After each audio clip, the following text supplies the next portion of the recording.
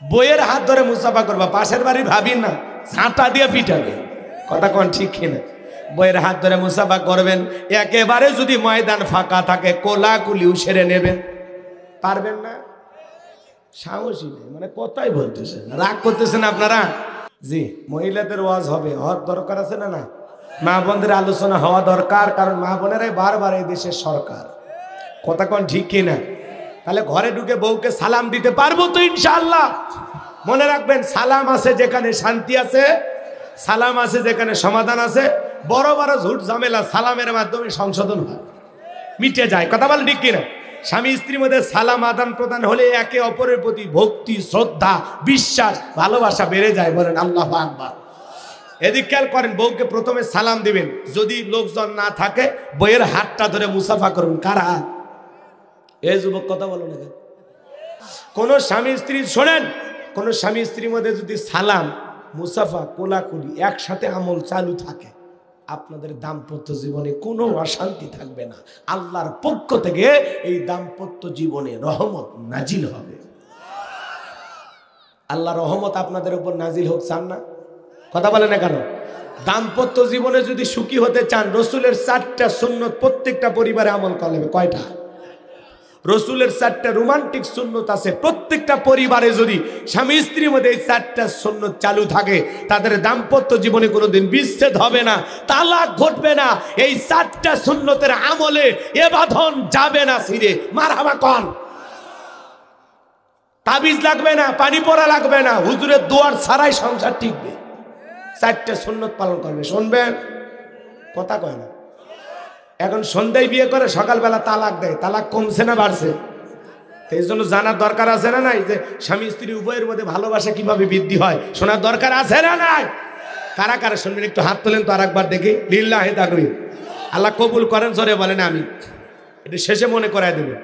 আমার ভাইরা যে কথা বলতে চাচ্ছিলাম, তাহলে বউকে সালাম দেব ইনশা। প্রথম সালাম দিলে বউ হয়তো টিটকেরি মারবে, হাসবে, জিজ্ঞাসাও করতে পারে কারে সালাম দিলা। যদি বলেন অমুকের মা তোমারই দিলাম, বাপ রে বাপ, ভূতের মুখে রাম রাম। জীবনে কোনোদিন ভালো ব্যবহার করলো না, আবার সালাম দিয়ে ঢুকতেছে বাড়ির ভিতর। মতলব কি? কোন হুজুরের পানি ভরা খাইছো? কথা কয় না। তোমাকে আমি চিনি না, সালাম দিয়ে বাড়ি ঢুকতেছো, সেদিনই তো মুখের গাছের কলা চুরি করছো। কথা কন ঠিক না? প্রথম বউটা মেনে নিতে পারবে না, 2-4 দিন দিতে অভ্যাসে পরিণত হবে। একদিন শুনে আবার শরম পাইয়া দেওয়া বন্ধ করে না, চালুই থাকা। পারবো? কথা কয় না। পারবো ইনশাআল্লাহ। রাগজান কইরেন না, একটু গুনাহগারের কথাগুলো শোনেন। জয়পুরহাটে ওয়াজ করতে গেছিলাম, এক যুবক বলে হুজুর বউকে সালাম দিতে গিয়ে আমার শরম লাগে। আমি তখন বললাম বাচ্চা কাচ্চা? কয় 3টা সন্তানের বাবা হয়ে গেলা, তোমার শরম লাগে না? বউকে সালাম দিতে গিয়ে শরম লাগে, ওটা শরম না শয়তানি? কারণ এর শরম যদি এত বেশি হইতো, এর বইয়ের তো বাচ্চা হওয়ারই কথা না। বইয়ের বাচ্চা হয়ে যায়, শরম লাগে না।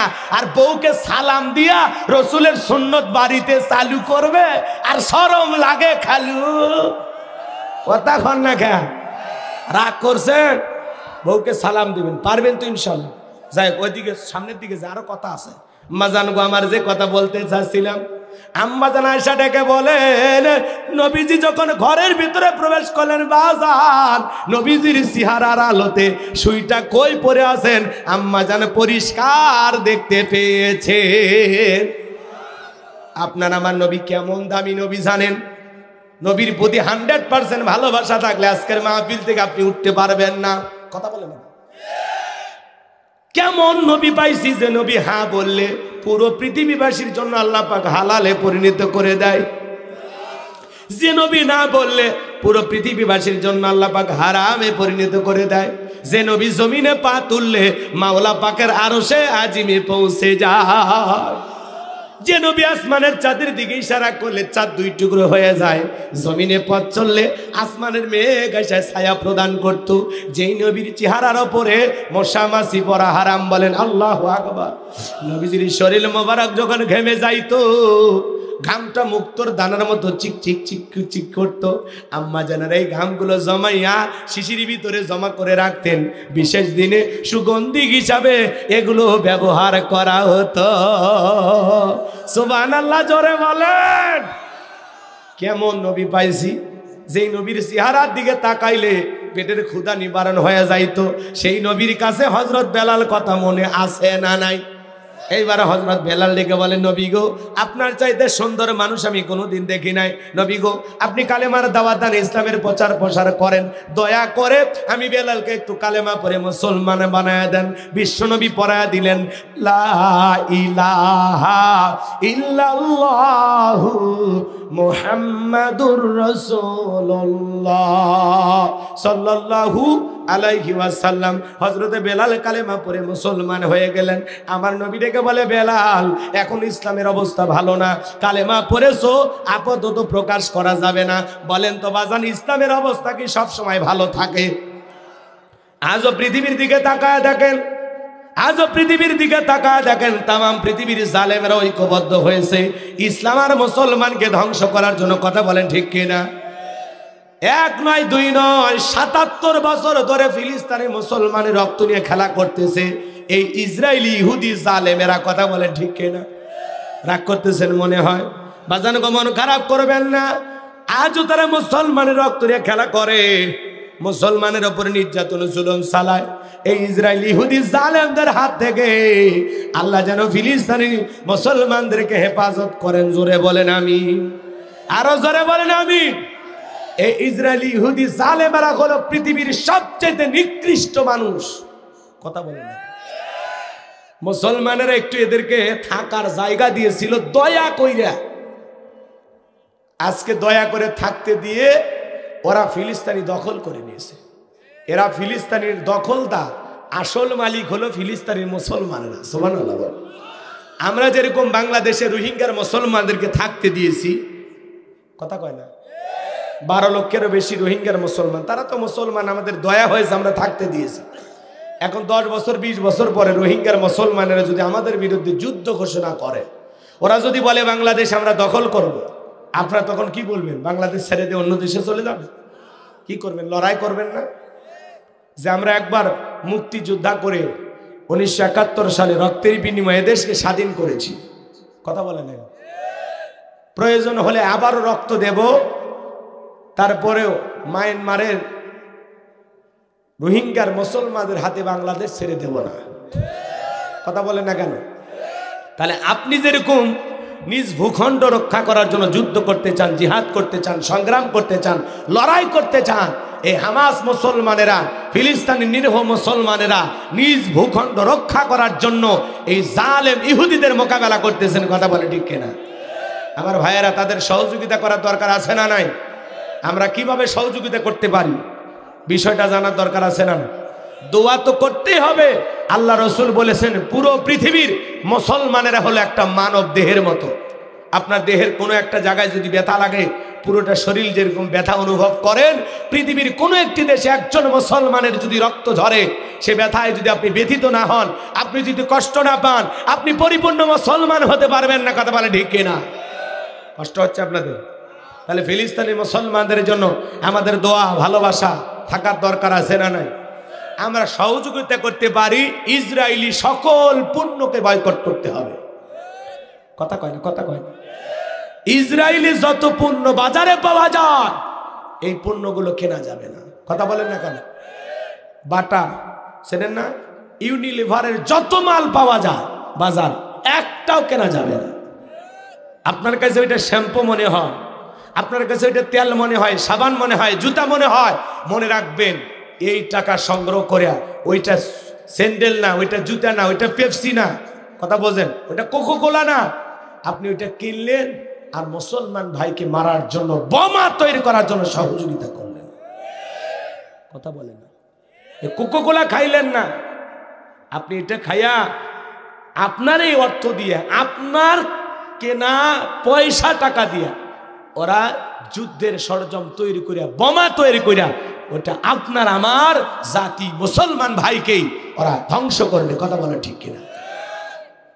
ওই যে কাছে আসা হাসির গল্প দিয়া ক্লোজ আপ, কথা কয় না, আছে না? কাছে আসো, বলে না, বলে না? এগুলো আপনারা কিনতে চান? প্রত্যেকটা মুসলমানের ঘরে ঘরে এগুলো আছে না নাই? শোনেন, এরা আবার খুব শিয়ানা, খুব চালাক, এরা একটার সাথে আর একটা ফ্রি দেয়, আছে না? তো মুসলমান হিসাবে ফ্রি কেন? একটার সাথে যদি 10টাও ফ্রি দেয়, এরপরে মুসলমান এগুলো কিনতে পারে। এই জেনারেটরের মাধ্যমে আলোর ব্যবস্থা কর। ভাই অনেক কথা বলবো, এই ফিলিস্তিনি মুসলমানের দুঃখের কথা শুনে যদি আপনি উঠে যান, আপনি ওয়াদা দিয়েছেন 12:30 পর্যন্ত থাকবেন, আপনার ওয়াদা আপনি ঠিক রাখেন। জি জি, একটু মেহেরবানি করে সহযোগিতা করেন, একটু জিকির করেন লা ইলাহা। এ বাবা, আপনাদের জেনারেটর নাই?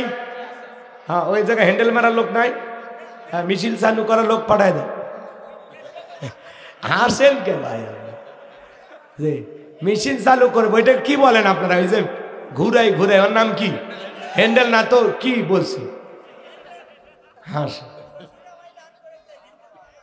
হ্যাঁ, জিকির করেন লা ইলাহা।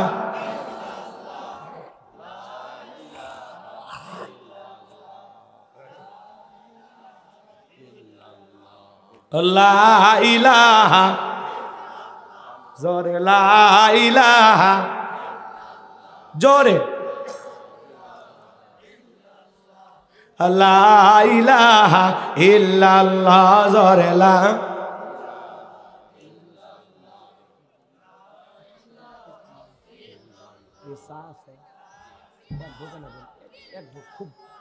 লা ইলাহা ইল্লাল্লাহ, জোরে লা।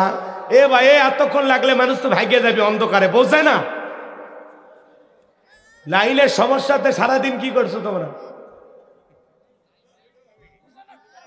বোঝে না নাকি? বিদ্যুৎ নিয়ে তোমাদের ষড়যন্ত্র করে মাহফিল বানসাল করে চলে গেল।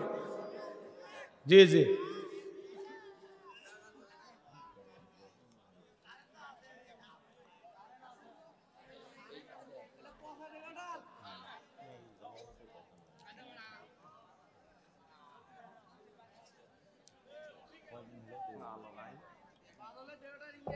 চাচা এই সুযোগে গেলে কি বাদলের ডেকোরেটর ভালো না? এরকম সবাই বদনাম করতে যায়, বদনাম করেন। আওয়াজ ঠিকই আছে, ওটি ওই যে ছেলেটারে মেশিন চালু করার জন্য পাঠাচ্ছে, মনে দুর্বল, ও পড়ে গেছে। তা কারেন্ট আছে, তা লাইন বন্ধ হলো কেন? কেউ তার ছিঁড়ে দিল? এ ভাই, অন্ধকারে ওয়াজ চলুক, আপনারা মোবাইলের আলো চালু করেন তো। হ্যাঁ, মোবাইল চালু করেন সবাই, যতক্ষণ না বিদ্যুৎ আসে। আমিও চালু করলাম, দেখে। হ্যাঁ, সবাই চালু করে। তাহলে এদিক খেয়াল করেন, ইসরায়েলি পণ্য বয়কট করতে রাজি আছেন তো ইনশাআল্লাহ? আরসি, এদিক খেয়াল করেন, বাংলাদেশি যে পণ্যগুলো আছে এগুলো আপনারা খাবেন। মেরেন্ডা খাবেন না, ফান্টা খাবেন না, কথা কয় না? বাটা স্যান্ডেল কিনবেন না, কথা কি বোঝা গেল? এছাড়াও ম্যাগি নুডলস, অনেক কিছু বাজারে, অনেক, এদের মানে পুরো বাজারটা এদের দখল। ক্লিয়ার শ্যাম্পু আছে না, এগুলো কিনবেন না, এগুলো কেনা থেকে বিরত থাকবেন। বাচ্চাদের হোক, মেয়েদের হোক, ডাব সাবান, ডাব শ্যাম্পু, এগুলো ব্যবহার করবেন না। এগুলো ব্যবহার করা মানে অর্থ দিয়ে ওদের সহযোগিতা করা, কথা কয় না? আমরা পারবো না যুদ্ধ করতে, কিন্তু অর্থনৈতিক দিক দিয়ে ওদেরকে আমরা ধ্বংস করতে চাই, কথা বলে ঠিক কিনা? বাংলাদেশ থেকে তারা বিলিয়ন বিলিয়ন ডলার ব্যবসা বাণিজ্যের মাধ্যমে ইনকাম করে নিয়ে যায়, কথা বলে ঠিক কিনা? বিদায় অর্থনৈতিক ধস নামাইতে হবে। আপনি দেশি পণ্য ব্যবহার করবেন, মনে থাকবে তো ইনশাআল্লাহ? হ্যাঁ, আমার কাছে একটা পোস্টার আছে, ওই তো দেখতেছি না, কই যে গেল? যে যে আপনাদেরকে মাহফিল শেষে দেবো না, আমার গাড়িতে আছে। হ্যাঁ, কিছু জিনিস আপনারা এইগুলো কখনো কিনবেন না, ঠিক আছে? আমার গাড়িতে আছে, আপনারা সেখান থেকে নিয়ে যাবেন পোস্টারগুলো। এই যে দেখেন, ইউনিলিভারের যত মাল আছে এগুলো আপনারা কিনবেন না, এগুলো কেনা থেকে আপনারা বিরত থাকবেন, ঠিক আছে ইনশাল্লাহ? ক্লোজআপ কিনবেন না, পেপসোডেন্ট, লাক্স এগুলো কিনবেন না, ফেয়ার অ্যান্ড লাভলি, সানসিল্ক, কথা কয় না কেন? হুইল চেনেন না? হুইল, ভীম, রিন, এগুলো কেনা যাবে না। হরলিক্স, বাচ্চাদের খাদ্য, এগুলো কিনবেন না। এগুলো থেকে বিরত থাকবেন ইনশাআল্লাহ। এক কথায় ইউনিলিভারের যত পণ্য বাজারে পাওয়া যায় কোনো কিছু কেনা যাবে না। মনে থাকবে মুসলমান? মনে থাকবে তো ইনশাআল্লাহ? হ্যাঁ, এগুলো কেনা থেকে বিরত থাকবেন। এদের যত বাজারে যা কিছু পাওয়া যায় কিচ্ছু কিনবেন না। কোকোকোলা যুবকেরা খায় না, 2 লিটার 50 টাকা। কথা কয় না? কোকোকোলা খবরদার খাইন না। কথা কয় না? আপনার কাছে এটা মনে হয় কোকোকোলা, খাইলেন কিনলেন, কিন্তু আপনি আমার মুসলমান ফিলিস্তিনের মুসলমান মা বোনদের উপরে বোমা নিক্ষেপ করার জন্য সহযোগিতা করতেছি আমরা। কথা বলে ঠিক না? আমরা অর্থনৈতিকভাবে ওদেরকে ধ্বংস করে দিতে চাই। আমরা ওদের তৈরি করা কোনো পণ্য বাংলার জমিনে একটাও কিনব না। পৃথিবীর অনেক দেশ তাদের শপিং মহল থেকে, দোকানপাট থেকে সবগুলো ফেলে দিচ্ছে। আল্লাহু আকবার বলেন। মানে ইসরায়েলি যত পণ্য পৃথিবীর অনেক দেশে ওগুলো পাওয়াই যাচ্ছে না। আল্লাহু আকবার বলেন। আমার দেশে যারা ব্যবসায়ী আছেন আপনারা সিদ্ধান্ত গ্রহণ করুন। হ্যাঁ, পেপসি করে কোনো মাল আপনারা বিক্রি করবেন না, এগুলো বয়কট করুন। হ্যাঁ, নেসলে পণ্য যত আছে এগুলো বয়কট করবেন। আপনি এই দেশের যেগুলো পণ্য বিকল্প যেগুলো আছে, বিডি ফুড, এসিআই, ওয়ালটন, কথা বোঝেন নাই? এগুলো আমাদের দেশি পণ্য যেগুলো আছে, যমুনা, আল্লাহ বোঝার তৌফিক দান করুন, ফ্রেশ, ম্যাগি, যেগুলো আমাদের দেশি পণ্য এগুলো ব্যবহার করবেন। মনে থাকবে তো ইনশাল্লাহ? তাহলে আমার কাছে এই পোস্টারটা আছে, কি কি ব্যবহার করা যাবে আর কোনটা কোনটা বয়কট করবেন। যদি আপনার হৃদয়ের ভিতরে ফিলিস্তিনি মুসলমানদের জন্য ভালোবাসা থাকে তাহলে এইটা পইরা আপনারা সংশোধন হবে ইনশাআল্লাহ। যুবকদের আল্লাহ হেদায়েত দান করে। আরো জোরে বলুন আমিন। আমরা পণ্য কিনবো আর সেই অর্থ দিয়া ওরা আমাদের মুসলমান ভাইদেরকে মারবে, মুসলমানের শিশুদেরকে মারবে, মুসলমানের মসজিদে হামলা করবে, এটা তো মেনে নেওয়া যায় না। কথা বলেন না কেন? এই জন্য আমরা যেহেতু যুদ্ধ করতে পারতেছি না, আমরা দোয়া করব পাশাপাশি ওদের ইসরায়েলি যত পণ্য বাজারে পাওয়া যায় একটাও যেন মুসলমানের বাড়িতে আর না যায়। আপনার স্ত্রী সুন্দরী হওয়ার দরকার নাই, ডাব সাবান ব্যবহার বন্ধ করেন। কথা কয় না? মনে থাকবে যতগুলো পণ্য, অনেকগুলো আছে, নাম বলতে গেলে একটা আধা ঘন্টা চলে যাবে। পুরো বাজারটা ওরা দখল করে আছে। কথা বোঝেন না? আপনার কেনা পণ্যের এই সামান্য অর্থ ওদের বোমা তৈরি করার সহযোগিতায় লাগবে। বিদায় আমি মুসলমান, আমি কিনলাম, কিনে ওদের সহযোগিতা করলাম, আবার ওই টাকা দিয়ে ওরা আরেকজন মুসলমান ভাইয়ের রক্ত ঝরাবে। অতএব ওদের পণ্য কিনে বোমা তৈরি করার জন্য আমরা সহযোগিতা করতে রাজি নাই। মনে থাকবে তো মুসলমান? কারা কারা এগুলো আজ থেকে বয়কট করবেন? 2 হাত তুলে দেখান। লিল্লাহে তাকবীর, লিল্লাহে তাকবীর। আল্লাহ কবুল করুন। জোরে বলুন আমি। আমার ভাইয়েরা যে কথা বলতে চাচ্ছিলাম, আজও তামাম পৃথিবীর দিকে তাকায় দেখেন, জালেমেরা মুসলমানের রক্ত নিয়ে খেলা করে। কথা বলেন ঠিক কিনা? তবে আমেরিকার একজন বিশিষ্ট রাজনীতিবিদ তিনি বলেছেন যে আমি হামাস মুসলমানদের যে অগ্রগতি দেখতে পাইতেছি, আমার বিশ্বাস ওয়াসির এই ফিলিস্তিনের জমিনটা হামাস মুসলমানদের দখলে আসবে। বলুন সুবহানাল্লাহ। ইসরায়েলি জালেমেরা পরাজয় বরণ করবে ইনশাআল্লাহ, আর মুসলমানেরা বিজয় লাভ করবে ইনশাআল্লাহ। আমাদের মসজিদুল আকসা, বাইতুল মুকাদ্দাস আবারও ফিরে পাবো আমরা ইনশাআল্লাহ। কথা বলে ঠিক কিনা? দোয়া করবেন তো মুসলমান হিসাবে? দোয়া করবেন তো ইনশাআল্লাহ? এরা হাসপাতালে হামলা করে, মসজিদে হামলা করে, শিশুদের হামলা করে, নারীদের উপর হামলা করে, বৃদ্ধ নারী পুরুষ পর্যন্ত এদের হামলা থেকে সাংবাদিক, ওই দেশের সুশীল সমাজ, কথা বোঝেন না, জ্ঞানী গুণী যারা, সবাইকে মারে। মারতে মারতে গতকালকে ওদের ইসরায়েলেরই 3 জন মানুষকে মারছে। কথা কয় না? মানে মানুষ মারতে মারতে পেশার নিশায় এমন চাইবে গেছে, এখন নিজের দেশের মানুষ মারা শুরু করছে। না জানি আল্লাহ তাআলা মাথা কোন দিন গরম করে দেবে, নেতানিয়াহু নিজেই পিস্তল ঠাকায় ঠাস। কথা কয় না? কথা কয় না? আল্লাহ বেঈমানদেরকে সাইজ করবে। আল্লাহ ধরে না, ধরলে আল্লাহ ছাড়ে না। আল্লাহ ধরা বড় কঠিন। ইন্না বাতশা রাব্বিকা লাশাদীদ। আল্লাহর পাকড়াও বড় কঠিন। আল্লাহ যেদিন ধরবে, নেতানিয়াহু বলেন আর জো বাইডেন বলেন, এই জালেমদের জায়গা পৃথিবীর জমিনে হবে না, হবে না, হবে না, হবে না। আমার ভাইয়েরা, যে কথা বলতে চাচ্ছিলাম বাজার, হযরত বেলাল দিকে বলেন, নবী গো, আমার জীবনের কোনো দাম নাই। আমার বোন উমাইয়াকে একদিন বলেছিলাম, উট দুম্বা ছাগল পেশাব পায়খানা করে দেয়, এই ঘরে থাকতে আমার বড় কষ্ট হয়, আপনি আমার জন্য আলাদা ঘরের ব্যবস্থা করে দেন। উমাইয়া দেখে বলে, এ বেলাল, কালু হাফসি বেলাল, তোর জীবনের দাম আমার কাছে নাই, উট দুম্বা ছাগলের দাম আমার কাছে আছে, বিধায় তোর জন্য ভালো কোনো ঘরের ব্যবস্থা আমার পক্ষে করা সম্ভব নয়। হযরত বেলাল ডেকে বলেন, নবী গো, আমার জীবনের কোনো দাম নাই, উট দুম্বা ছাগলের দাম ওদের কাছে আছে, কিন্তু আমি বেলালের দাম ওদের কাছে নাই। আপনি দোয়া করেন গো নবী, আমি যেন মৃত্যু পর্যন্ত কালেমার পথে টিকে থাকতে পারি। বলুন আল্লাহু আকবার। হযরত বেলাল চেহারাটা কালো, অন্তর হাত রেখে আমি কালেমা পড়ে মুসলমান হয়েছি। উমাইয়া ডেকে বলে, বেলাল, উট দুম্বা ছাগলের মালিক যদি হতে চাও দিয়ে দেব। বেলাল রে, তুমি যা যা চাইবা আমি তাই তাই তোমারে দেব। হযরত বেলাল ডেকে বলে, উমাইয়া, দুনিয়ার কোনো পার্থিব সম্পদের বিনিময়ে বেলাল তার ঈমান বিক্রি করবে না। আল্লাহু আকবার বল। এইবার উমাইয়া ডেকে বলে, আমার কথা না শুনলে বড় নেতা আবু জেহেলকে খবর দেব। হযরতে বেলাল ডেকে বলেন, কোন বড় নেতা ছোট নেতা কাউকে এখন গোনার টাইম নাই, আমি কোন আবু জেহেলকে ভয় করি না, আমি ভয় করি আমার আল্লাহকে।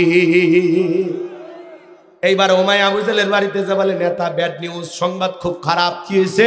আমার বাড়ি কৃতদাস বেলাল কালেমা পড়ে মুসলমান হয়েছে, তাই নাকি? বলে, হ্যাঁ, ঠিক আছে, যাও, আমি আসতেছি। আবু জেহেলের একটা বিশেষ বাহিনী ছিল, ক্যাডার মস্তান ছিল, যাদের কাজই হলো মুসলমানদের উপর নির্যাতন জুলুমের স্টিম রোলার চালানো। কথা বলেন ঠিক কিনা?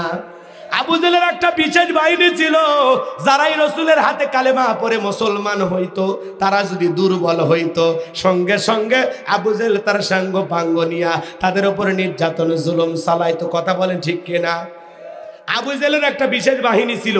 আজও পৃথিবীর দিকে তাকায় দেখেন, জালেমদেরও বিশেষ বাহিনী আছে, যাদের কাজই হলো মুসলমানের রক্ত নিয়ে খেলা করা, আল্লাহওয়ালাদেরকে কষ্ট দেওয়া। কথা বলেন ঠিক কিনা?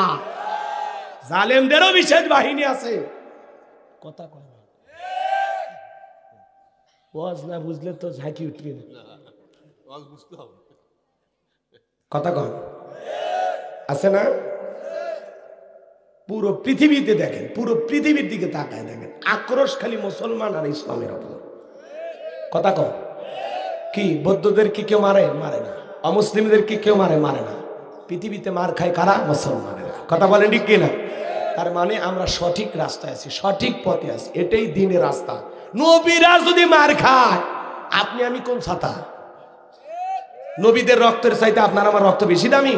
সাহাবা ইকরামদের রক্তের চাইতে আপনার আমার রক্ত বেশি দামি? তাদেরকে যদি ঘর ছাড়া করে, বাড়ি ছাড়া করে, দুনিয়ার থেকে বিদায় করে দেয়, ইসলাম মানার কারণে আপনার ওপরে হাজারো নির্যাতন জুলুম আসবে, সব সহ্য করা লাগবে। আর সহ্য করতে পারলেই মুমিন। আর পাল্টিবাজ হয়ে গেলে, মুহূর্তে পরিবর্তন হয়ে গেলে, দুই নৌকায় পা দিলে, বৃষ্টি যেই দিকে ছাতা দিক সেই দিকে মুনাফিক মার্কা হয়ে গেলে ও শেষ। কথা বলেন, রাগ করতেছেন? এই জন্য কঠিন হওয়া লাগবে বেলালের মতো। কথা বলেন ঠিক কিনা? ইমানের পরীক্ষা দিয়া মানুষের মতো মানুষ হওয়া লাগবে। কথা বলেন ঠিক কিনা? আমার ভাইরা, রাত গভীর হবে, এদিক সেদিক যাওয়ার সুযোগ নাই। যে কথা বলতে যাচ্ছিলাম, গভীর মনোযোগ দিয়ে কথাগুলো শুনবেন বাজান গো আমার। এইবার আবু জেহেল তার সাঙ্গ পাঙ্গ ক্যাডার মাস্তান নিয়ে উমাইয়ার বাড়িতে হাজির হয়ে গেল। ডাকতে বলে, বেলাল এই দিকে আয়। হযরত বেলালকে ডাইকে ডেকে বলে, বেলাল, এসব কি শুনছি, তুমি নাকি কালেমা পড়ে মুসলমান হয়েছো?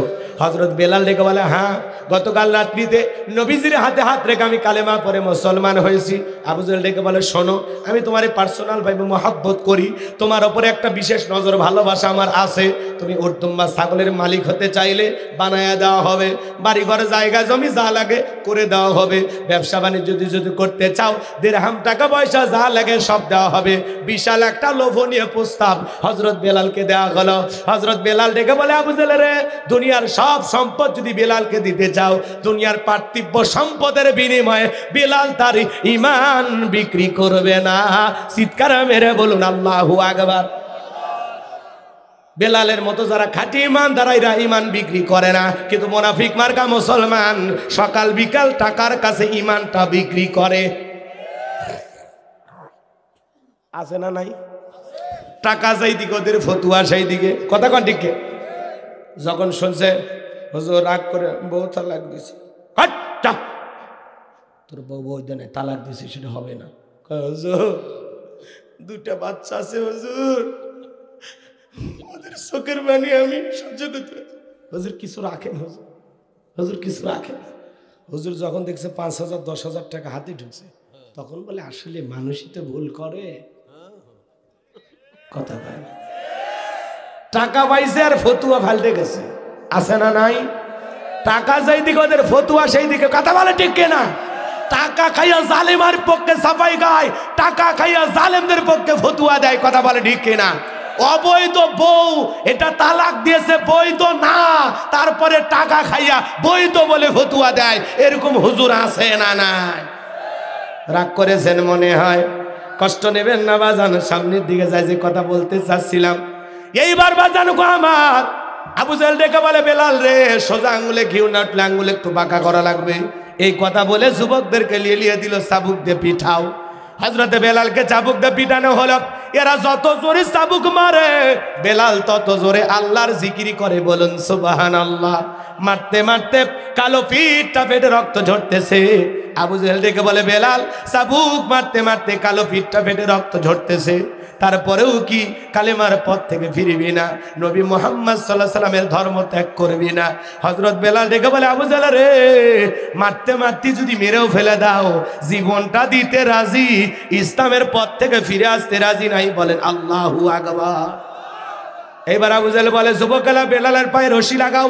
হযরতে বেলালের পায়ে রশি লাগাইয়া আরবের গরম বাড়িতে শেষরায় নিয়ে ঘোরা গেল, বাবলা গাছের কাটা গেলো, বেলালের জিহ্বাতে পেরেকের মতো মারা হলো। সারাটা দিন অনেক কষ্ট দেওয়া হলো, নির্যাতন জুলুম চালানো হলো বাজান। চালাইতে চালাইতে বিকেল বেলা নিয়ে এসে বলে বেলাল চাবুক দিয়ে পিটাইলাম, পায়ে রশি লাগাইয়া শেষরায় নিয়ে ঘুরলাম, অনেক নির্যাতন জুলুম তোর উপরে করা হলো রে বেলাল, এরপরেও কি কালেমার পথ থেকে ফিরে আসবে না? হযরত বেলাল দেখে বলে আবু জাহেল রে, নিঃশ্বাস থাকবে যতদিন বেলাল ইসলামের পথে টিকে থাকবে ততদিন, বলেন আল্লাহু আকবার। এইবার আবু জাহেল বলে যুবকের দল যাও, বিশাল বড় একটা পাথর নিয়ে আইসা বেলালের বুকের উপরে চাপায়া দাও। এইবার কয়েকজন যুবক মিলে বিশাল বড় একটা পাথর হযরত বেলালের বুকের উপরে চাপায়া দিল বাজান। এইবার আবু জাহেল কাফেররা ভাবলো মনে হয় পাথরের চাপার আঘাতে বেলাল মারা যাবে, এই কথা ভেবে ওরা চলে গেল। হযরত বেলালের বুকের উপরে পাথর, এরপরেও জিহ্বা নাড়ায়া জিকির করে কার?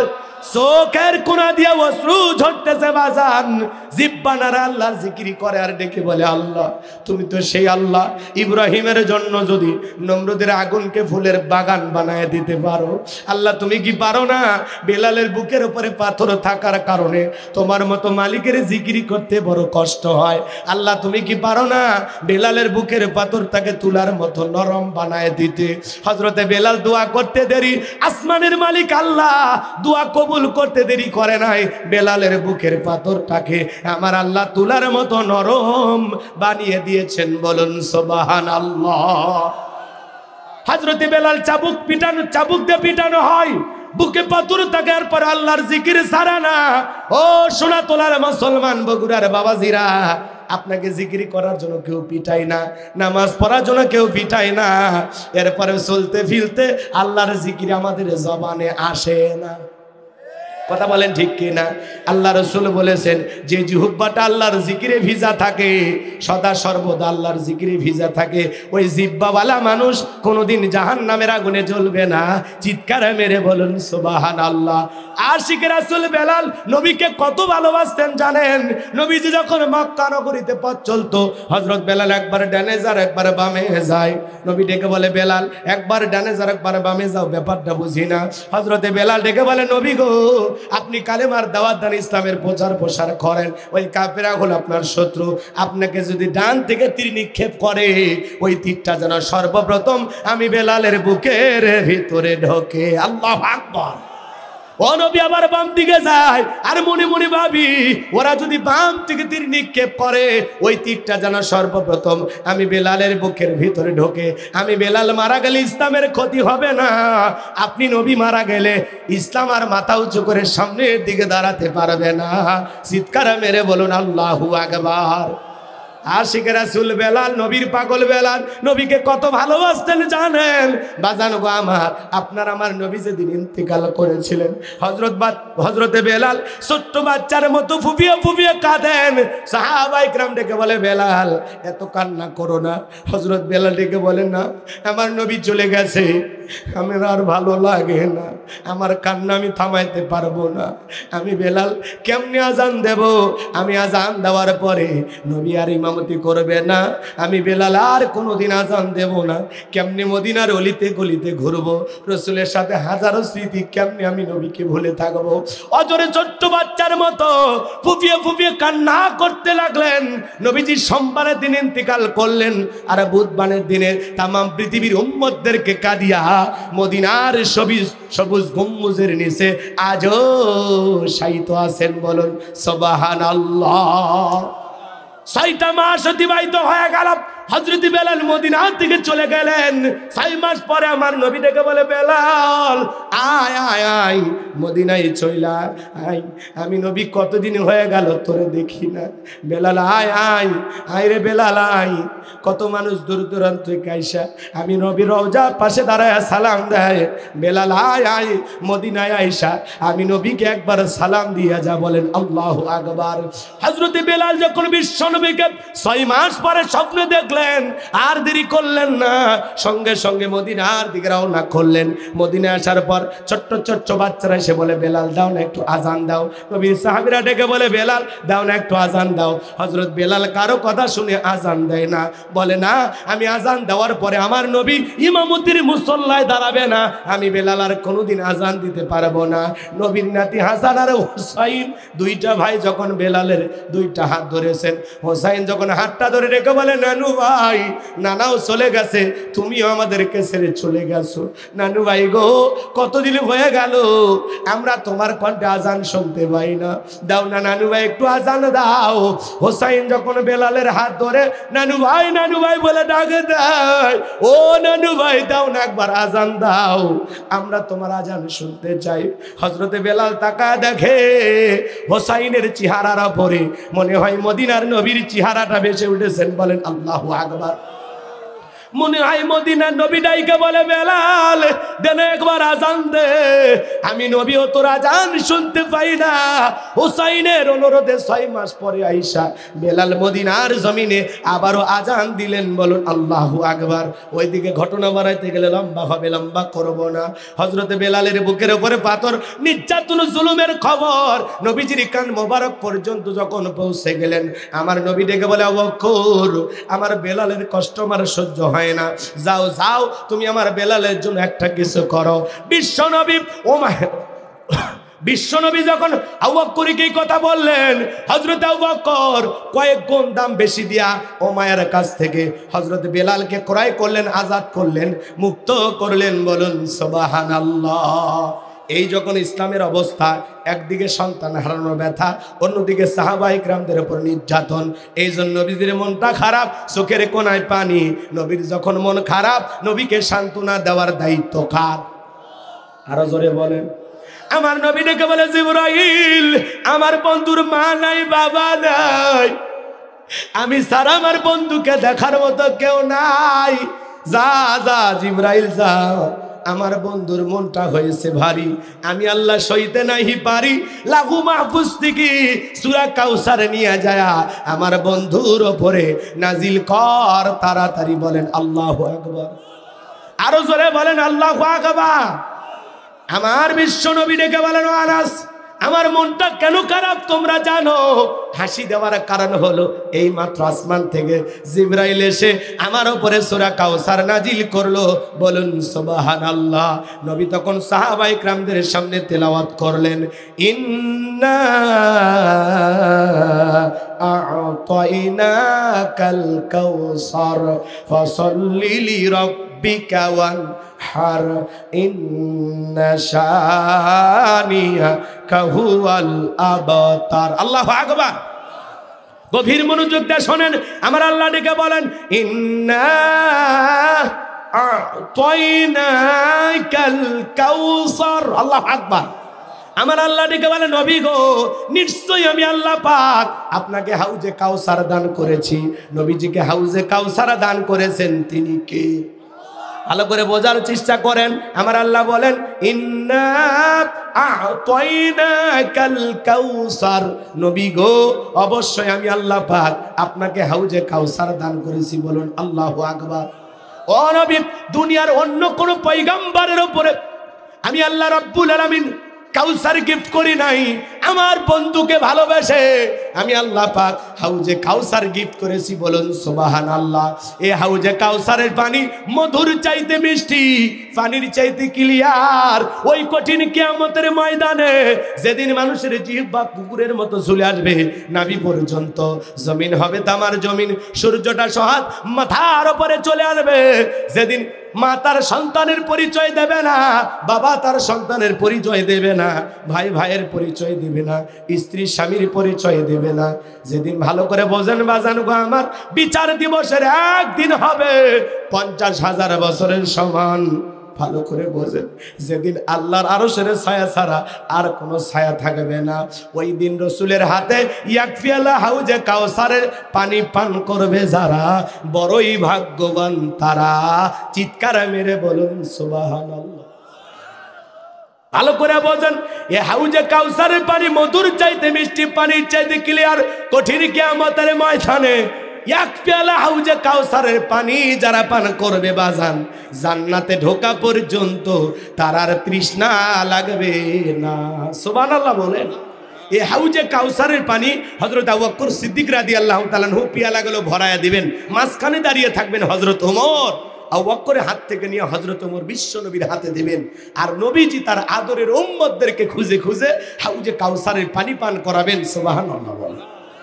আমার ভাইয়েরা, মানুষ যখন দলে দলে হাউজে কাউসারের পানি পান করার জন্য রাসূলের দিকে আগমন করবেন, আমার আল্লাহ পাক তখন কিছু মানুষের সামনে পর্দার আবরণ তৈরি করে দিবেন। আমার নবী ডেকে বলেন আল্লাহ, আমার অনেক উম্মতকে দেখতে পাইলাম, এখন তোমার সংখ্যা কমে গেল।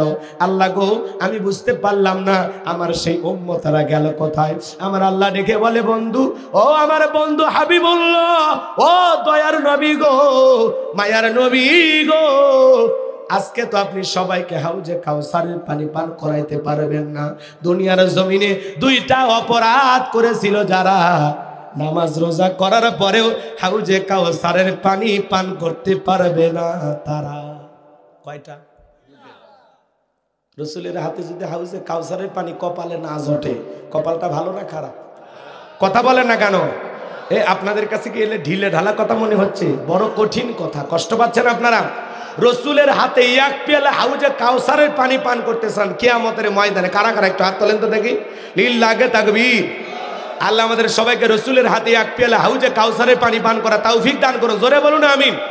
আরো জোরে বলুন আমিন। হাত নামান, হাত নামান।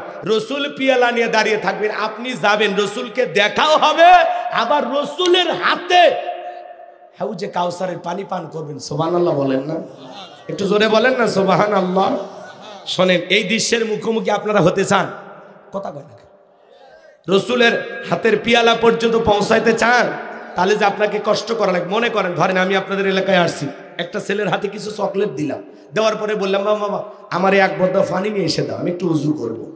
ওই ছেলেটা চকলেট পায়ে মারছে দৌড়, মাঝপথে আসার খাইয়ে পইরে গেছে, হাঁটু ছিলে গেছে, লাল লাল রক্ত বের হয়েছে, ব্যথাও পাইছে। এরপরে যে চকলেট থাকার খুশির কারণে উঠে দাঁড়াইছে, দাঁড়াইয়া পানি নিয়ে আমার সামনে হাজির। আমি তখন বললাম বাবা এই এক বদ্ধ পানির দিকে তোমার অনেক কষ্ট হয়েছে, ওই যে মাঝপথে পড়ে গেলে, আসার খাইলা, ব্যথা পাইছো, হাঁটু মনে হয় ছিলে গেছে, রক্ত মনে হয় বের হয়েছে। ওই যে চকলেট থাকার খুশি আর আনন্দের ঠেলায় ও বলতেছে আমি এরকম কত পড়ে যাই, আমার কিছুই হয় না। কথা কোন ঠিক কিনা? ওই ছেলেটার কাছে চকলেট থাকার কারণে ব্যথা যেমন ব্যথা মনে হয় না, কিয়ামতের ময়দানে রসুলের হাতে এক পেয়ালা হাউজে কাউসারের পানি পান করলে কিয়ামতের ভয়াবহতা, কষ্ট তার কাছে কষ্টই মনে হবে না। চিৎকার মেরে বলুন সুবহানাল্লাহ। ভালো করে বোঝেন, জমিন হবে তামার জমিন, সূর্য সহাত মাথার উপরে চলে আসবে, মানুষ তৃষ্ণায় এই জিহ্বাটা কি হবে, কুকুরের মতো ঝুলে আসবে নাভি পর্যন্ত, মানুষ উলঙ্গ হয়ে দাঁড়াবে, কথা বলে না কেন? সেই দিনের ভয় লাগে না আপনাদের? তাহলে শোনেন, রসুলের হাউজে কাউসারের পিয়ালা পর্যন্ত পৌঁছাইতে গেলে আপনাকে যে একটু কষ্ট করা লাগবে, কথা বলেন। ঠান্ডা পানি দিয়ে ওযু বানায়া একটু মসজিদে গিয়ে আল্লাহকে সিজদা দিতে হবে। আপনি যখন নতুন মুসল্লি একটু নামাজ পড়তে গেছেন, আগে যারা নামাজ পড়তো ওরা আবার আপনাকে ডেকে ঠাট্টা বিদ্রুপ করবে, টিটকারি মারবে। টিটকারি মারা বোঝেন তো? উত্তর পাড়ার বাদশা আবার কোন দিন থেকে নামাজ ধরলো, আছে না? না। আবার আর এক মুরব্বী বলে, দেখি তোর নামাজ কয়দিন থাকে। ওই হলে ওই মসজিদের চৌকিদার, ওই বুড়া চাচাক হিসাব নেওয়ার জন্য উঠে রাখা হচ্ছে, কথা কর না কেন? কেউ যদি নতুন মসজিদে আল্লাহ হেদায়েত দান করে নামাজ পড়তে যায়, আপনি খুশি হন, তার সাথে মুসাফা করেন, কোলাকুলি করেন, আর ডেকে বলেন, ভাই তুমি বাদশা মসজিদে আসছো, আমার দিল ভরে গেছে, আমি আল্লাহর কাছে দোয়া করি আল্লাহ যেন মৃত্যু পর্যন্ত তোমাকে 5 ওয়াক্ত নামাজ মসজিদে জামাতের সহিত পড়ার তৌফিক দান করেন। বুড়ো দোয়া না করে কথা বলে টিটকারি মারে, দেখি তোর নামাজ কয়দিন থাকে। নতুন নতুন টুপি বারে আছে না নাই? টিটকারি মারে আছে না নাই? ঘরের বউটাও তখন ভালোবাসে না, এরকম অবস্থা আছে না নাই? যুবক বয়সে একটু দাড়ি রাখছে, বউকে নিয়ে একটু ঘুরতেছে, মানুষ দেখে কয় ভাবি আসসালামু আলাইকুম, সাথে চাচার খবর কি? বউ এসে বাড়ির গালি দেয়, তোমার সাথে বাইরে যাওয়া যাবে না, আমার এটাকে ভাবি আর তোমার এটাকে চাচা। এই যুবক, যে বউ রসুলের সুন্নত দাড়ি পছন্দ করে না, এটা 1 নম্বর মহিলা হতে পারে না।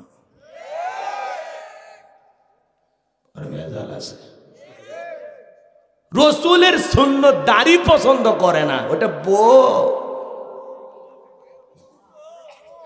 যে রসুলের সুন্নতকে ভালোবাসে না, সে আপনাকে কি ভালোবাসবে? এক কথা কর না কেন?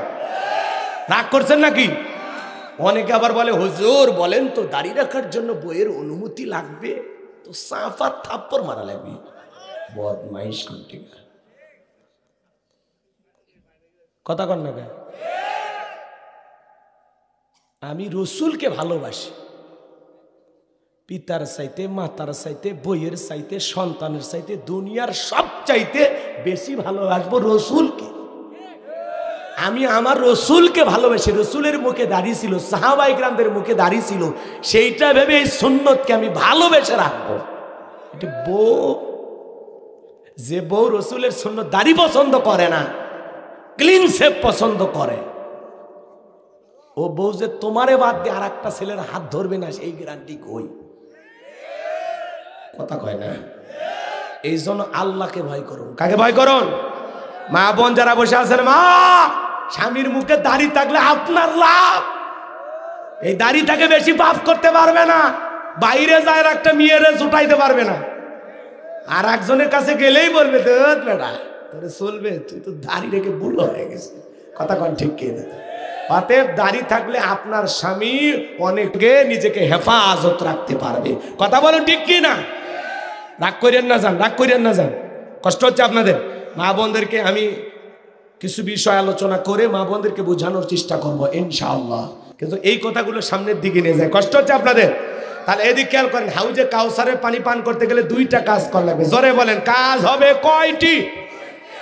তাহলে রসুলকে ভালোবেসে কোন কোন যুবক মুখে দাড়ি নাই, আজ থেকে দাড়ি রাখবা? হাত তুলে দেখো। হ্যাঁ, আজ থেকে মুখে দাড়ি রাখবা তো ইনশাআল্লাহ। তোমাদের তো ওঠেই নি, যখন দাড়ি উঠবে তখন আর কাটবে না, যে মনে থাকবে তো ইনশাআল্লাহ।